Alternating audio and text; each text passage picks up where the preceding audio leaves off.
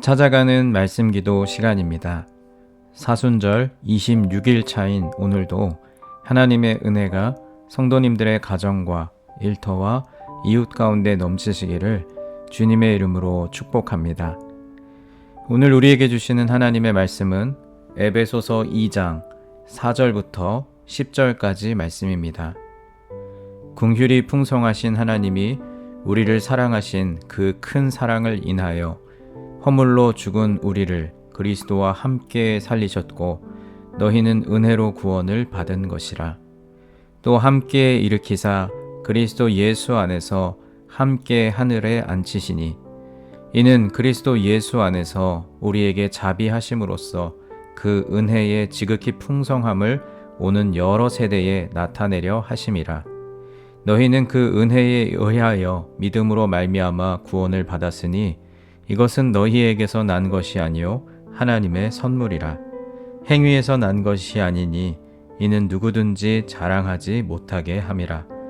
우리는 그가 만드신 바라 그리스도 예수 안에서 선한 일을 위하여 지음을 받은 자니 이 일은 하나님이 전에 예비하사 우리로 그 가운데서 행하게 하려 하심이니라. 아멘. 바울은 하나님께서 우리를 사랑하신 그 큰 사랑 때문에 우리를 구원하셨다라고 말씀합니다. 우리는 본래 진노를 받아야 마땅한 존재입니다. 그러나 하나님께서 우리에게 측량할 수 없는 큰 사랑을 보이셨습니다.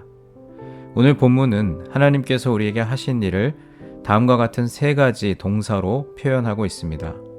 먼저 하나님은 우리를 그리스도와 함께 살리셨고, 다음으로 그리스도와 함께 일으키셨고, 마지막으로 그리스도 예수 안에서 함께 하늘에 앉히셨습니다. 이 세 가지 동사, 살리셨다, 일으키셨다, 앉히셨다 라는 예수님의 구원 사역에서 연속적으로 일어나는 세 가지 역사적인 사건, 그러니까 부활, 또 승천, 그리고 보좌 우편에 앉으신 이것을 뜻하는 것이죠. 우리는 사도신경으로 신앙을 고백할 때마다 그 사건들에 대한 믿음을 선포합니다. 사도신경 내용 가운데 장사된 지 사흘 만에 죽은 자 가운데서 다시 살아나시며 하늘에 오르시어 전능하신 하나님 우편에 앉아 계시다가 라는 내용이 바로 그것입니다.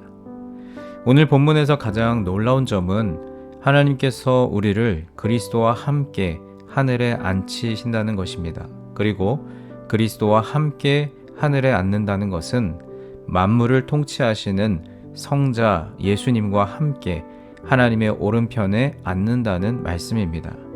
이것은 그리스도인들이 그리스도와 함께 만물을 통치하는 영광을 누린다는 뜻이지요.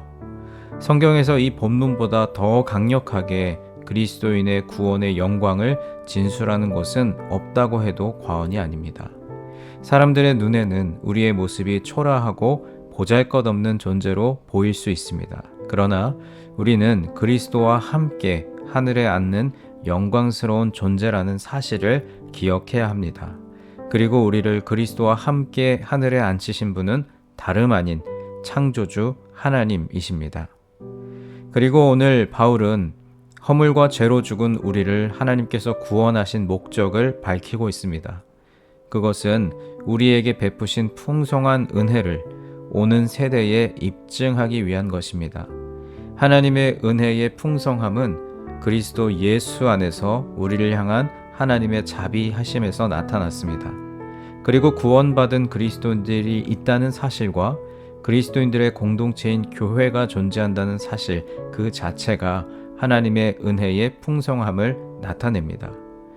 그러므로 우리가 기억해야 할 것은 하나님께서 우리를 구원하신 것은 우리 안에 있는 어떠한 것이 아니라 하나님 안에 있는 자비 때문이라는 것입니다.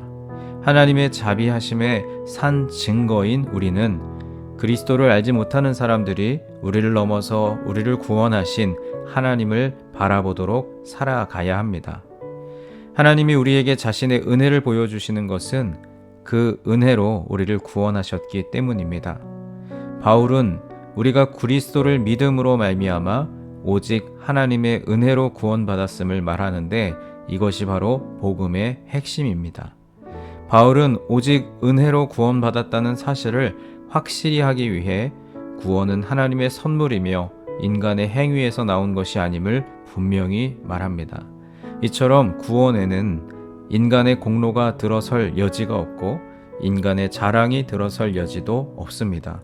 그래서 구원은 무엇보다 하나님의 권위를 분명하게 보여줍니다. 구원받은 그리스도인들은 하나님의 권위를 인정하고 순종한 사람들입니다. 마지막으로 바울은 구원받은 이후에 그리스도인의 삶의 지향점을 밝힙니다.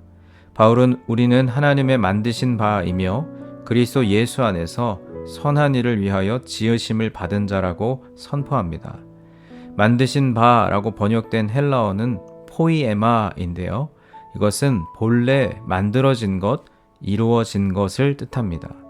또 포이에마는 공예가나 장인이 만든 작품을 뜻하기도 합니다. 바울은 하나님께서 그리스도 안에서 구원하신 그리스도인 개개인이 하나님의 포이에마, 즉 하나님의 작품이라고 말합니다. 그런데 여기서 바울은 우리라고 하는 복수형을 사용하므로 구원받은 개인뿐만 아니라 구원받은 우리, 즉 그리스도인의 공동체인 교회 역시 하나님의 작품임을 밝히고 있습니다. 구원받은 그리스도인을 가리켜 하나님의 작품이라고 말하는 이유가 무엇이겠습니까? 그것은 하나님께서 그리스도 예수 안에서 창조하신 새로운 피조물이기 때문입니다.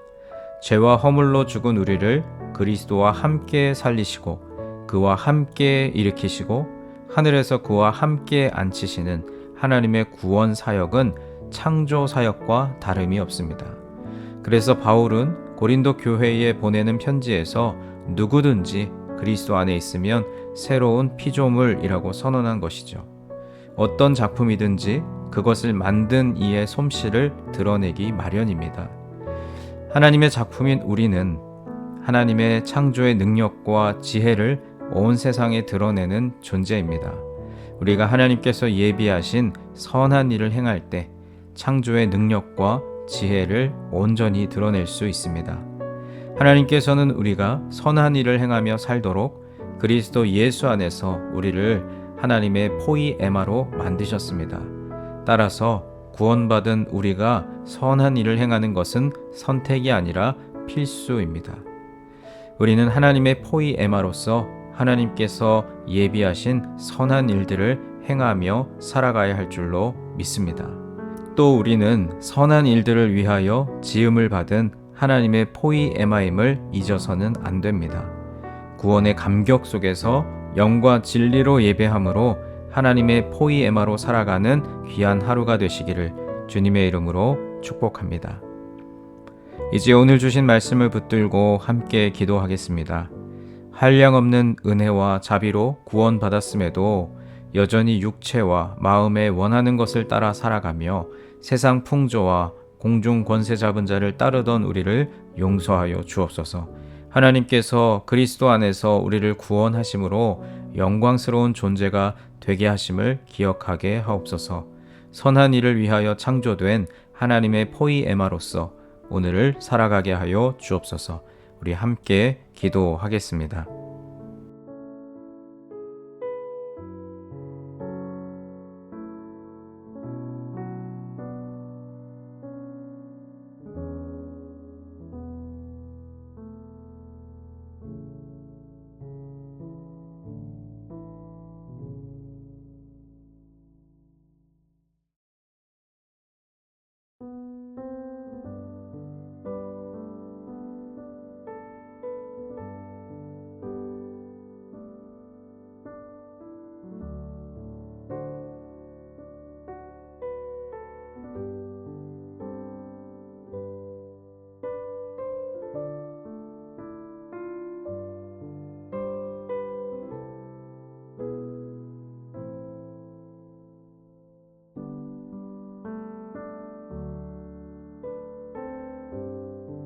두 번째로 교회를 위해서 기도하겠습니다. 오늘은 특별히 환우들과 장기 결석자들 그리고 타지에 나가 계신 교우들을 위해서 기도하겠습니다.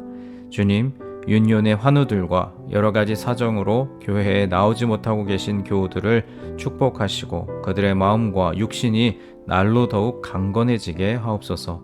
어디에 있든지 늘 주님과 동행하는 삶을 살게 하옵소서. 우리 함께 기도하겠습니다.